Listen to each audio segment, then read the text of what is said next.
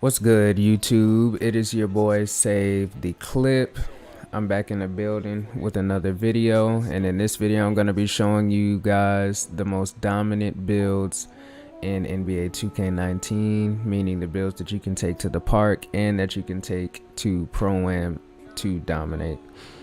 The first build that I have for point guards is the shot creating primary, playmaking secondary. This build, you get a real nice ball control, you get a whole bunch of gold badges, and you get really nice balanced stats, so you'll be able to create plays and create your own shot. The next build that I have is the passing and ball handling primary and sharpshooting secondary. And this build was the offensive juggernaut last year. It gets ankle breaker gold, dimer gold, and the shooting badges, well, the main shooting badges, limitless range and corner specialist silver, which I think it was last year. And this build also is for creating some room, and you can, be a good passer as well as shoot the three ball. So that is the second build for point guards, and these are the overall builds that you're going to be seeing in the park mainly. So going to shooting guard. So for shooting guard, I have a primary 3-point shooting and a secondary lockdown defending. So a two-way sharpshooter. And with this build, you get all of these gold badges, all the shooting badges gold, and then you get all of your defensive badges silver. So you're going to be seeing this a lot. It's a dual threat on the court, and they really amped up defense this year, so you're going to be seeing a lot of these guys. I hear a lot of my friends even saying that they're going to make these, and it's going to really be a problem because you're going to be able to shoot from limitless range, and then you're going to be able to defend whoever you're guarding. So yeah, these players are going to be all over Pro-Am for competitive playing. Alright, so the next is, if I have a slashing build because I didn't want to leave my slashers out. I have a driving and finishing primary and a shot creating secondary. This build was really nice last year because you could dunk and you could shoot a really nice midi. You get a 92 driving dunk and an 86 contact dunk. And then your mid-range is a 77, almost an 80, so you can green middies. So this build is a nice build to run, but also be wary that blow-by animations are gone, so you won't be able to get those types of animations anymore. You have to really create your own space with these, or do stuff on the break.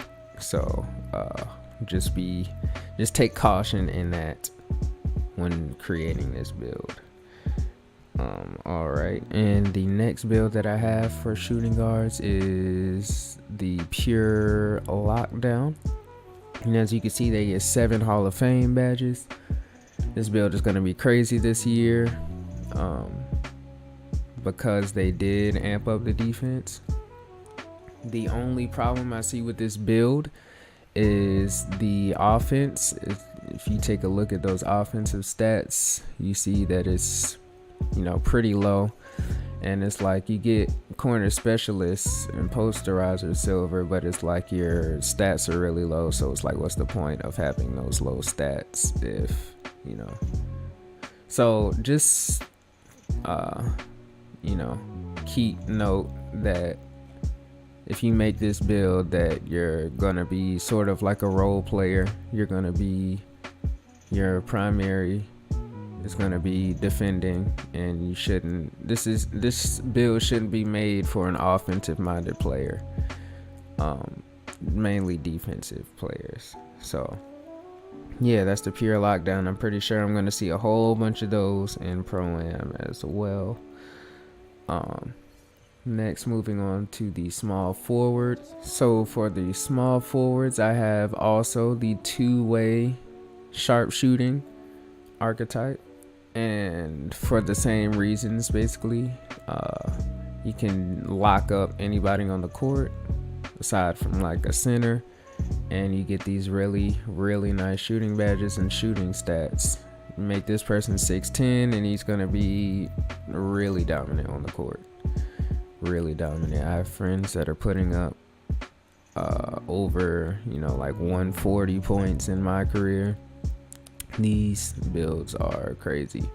So I'm pretty sure I'm going to see a whole bunch of small forwards, two ways on the court. Pretty much any two way will be good because you'll be able to score, and then you'll be able to, lock up on the other end. All right, so moving on to power forward.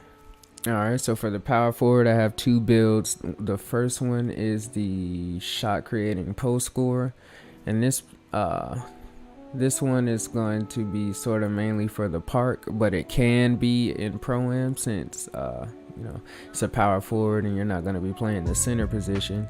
It gets difficult shots, Hall of Fame, post spin technician, drop stepper, and up and under specialist. It also gets mid-range Deadeye gold, tireless scorer gold, teardropper, relentless finisher, bruiser, brick wall, and quick reflexes. And this build will be an offensive beast. You'll be able to create your own shots. Just a word of note, the difficult shots does not count. I repeat, it does not count for post fades.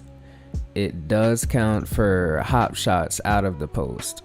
So don't think that when you make this build that you're going to be fading on everybody, because that's not what the difficult shots is for. So just making that noted for you guys. Next, I have the 3-point shooting post score. And as you can see, it gets 10 gold badges, 10 silver, and 1 Hall of Fame. And the silver badges are the shooting badges, and the gold ones are the post scoring badges. And then you get difficult shots gold, and up and under specialist Hall of Fame.